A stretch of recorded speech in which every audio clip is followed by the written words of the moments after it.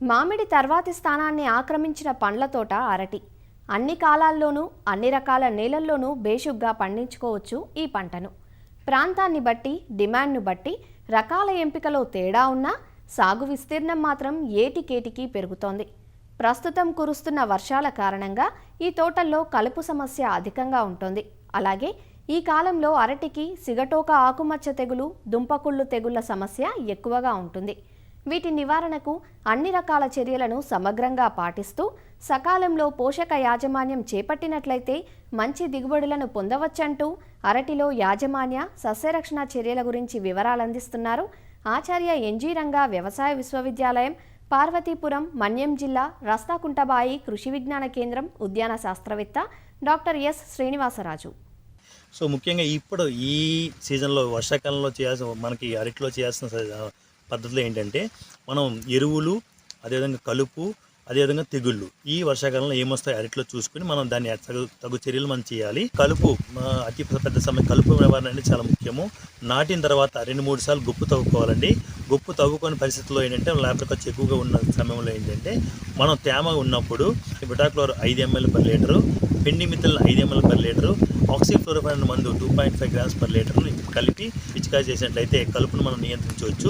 ఎక్కువగా ఏంటంటే మొండి జాతి కలుపులైన తుంగ, గర్భ, దీని నివారణకు ఏం చేస్తారంటే 5-10 గ్రాములు మనం అమోనియం సల్ఫేట్ వేసినట్టయితే మన కలుపు అనేది చాలా నియంత్రణలో ఉంటుంది. అదేవిధంగా మనకి ముఖ్యంగా ఏంటంటే ఈ పిలకలు కట్ చేయడం. ఈ పిలకలు కట్ చేయడం రైతులు చాలా ఎక్కువగా చేయట్లేదండి. మనకి చెట్టు వేసిన తర్వాత గెల ఈనేంత వరకు మనం ఎటువంటి పిలకలను కూడా మొక్క చుట్టూ ఉంచకూడదండి. అది ముఖ్యంగా మనం చేయాలి. అది చేసినట్టయితే మనకి ఈనె అనేది తొందరగా వస్తుంది. మనం అంటే గెల ఎండడం అనేది తొందరగా జరుగుతుంది. హస్తాల సైజు బాగుంటుంది, నాణ్యత బాగుంటుంది. మనకు కావాల్సిన మెటీరియల్ అంతా ఆ చెట్టుకే వెళ్తుంది, ఆ గెలకే వస్తుంది. అదే మనం ఎక్కువ పిలకలు ఉంచేటైతే నాణ్యత దెబ్బతింటుందండి. అరటిలో అతి ముఖ్యమైనది ఎరువుల యాజమాన్యం. ఇది ఎరువుల యాజమాన్యం సరైన పద్ధతిలో చేసినట్లు, సరైన క్రమంలో, సరైన టైంలో చేసినట్లయితేనే మనకి కాయ, అదేవిధంగా హస్తాల సైజు కానీ, మనకి దిగుబడి కానీ, మన యొక్క గెల్ల సైజు కానీ బాగా నాణ్యతగా వస్తుంది. దీని కొరకు ఏంటంటే దీర్ఘకాలిక రకాలైన ఈ కొవ్వూరు బొంత కూర రకానికి, అదేవిధంగా పెద్ద పచ్చి అరటి, కర్పూర చక్కెరకెళ్ళి ఈ రకాలకు మనం సిఫార్సు చేసిన ఎరువులు అయిన 50 గ్రాముల నత్రజని, 50 గ్రాముల పొటాష్ ఎరువులను తగు సమయంలో అంటే పిలకలు నాటిన తర్వాత కానీ టిష్యూ కల్చర్ మొక్కలు వేసిన తర్వాత 45 రోజులకు ఒకసారి, 90 రోజులకు ఒకసారి, 135 రోజులకు ఒకసారి, 180 అలాగే 4 దఫాలుగా ఈ మొత్తం 200 గ్రాముల నత్రజని, 200 గ్రాముల పొటాషియం, అలాగే 50 గ్రాముల చొప్పున ఈ 4 సార్లు మనం కంపల్సరిగా మొక్కలకు అందించాలండి. అదే స్వల్పకాలిక రకాలైన మనకి ఈ పెద్ద పచ్చి అరటి కానీ, వామనకేలి కానీ ఈ రకాలకి అయినట్టయితే అదే నత్రజని అన్ని 50 గ్రాములు 50 గ్రాములని మనం కొంచెం తగ్గించి అంటే నాటిన 30, 60, 90, 120 రోజుల తర్వాత మనం ఇది వేసుకోవాలండి. వేసినప్పుడు కూడా మనం మొక్కకి ఇరువైపులా 40 సెంటీమీటర్ల ఎడంలో 10 సెంటీమీటర్ల లోతులో మనం 2 చోట్ల వేసి దాన్ని కప్పి ఉంచినట్టయితే మనకి బాగా మొక్క అందుబాటులో ఉంటుంది. అదే డ్రిప్ పద్ధతి వేసినట్లయితే అంటే మామూలు ఓపెన్గా వదిలిన డ్రిప్ పద్ధతి వేసినట్టయితే ఈ ఎరువుల యాజమాన్యం కానీ, నీటి యాజమాన్యం కానీ ఉపయోగం అనేది చాలా ఎక్కువగా ఉంటుంది. మనకి అతి ముఖ్యమైన వర్షాకాలం మనకు వచ్చిన సిగటోక ఆకు తెగులండి. ఈ సిగటోక ఆకు తెగులు అనేది మనకు ఒక పూజ శిలీంధ్రం వల్ల వస్తుంది. ఇది వర్షాకాలంలో చాలా ఎక్కువగా ఉంటుందండి. తెగులు అనేది మనకి ఆకుల పైన ఫస్ట్ ఒక చిన్న మచ్చల్లాగా ఏర్పడి ఆ మచ్చలు క్రమేపీ పెద్దవి అయిపోయాయి. ఆ మధ్యలో మనకి బూడిద రంగులో మారుతుంది. ఆ క్రమేణా పెద్ద సైజుగా మారి గోధుమ రంగులో మారుతుంది.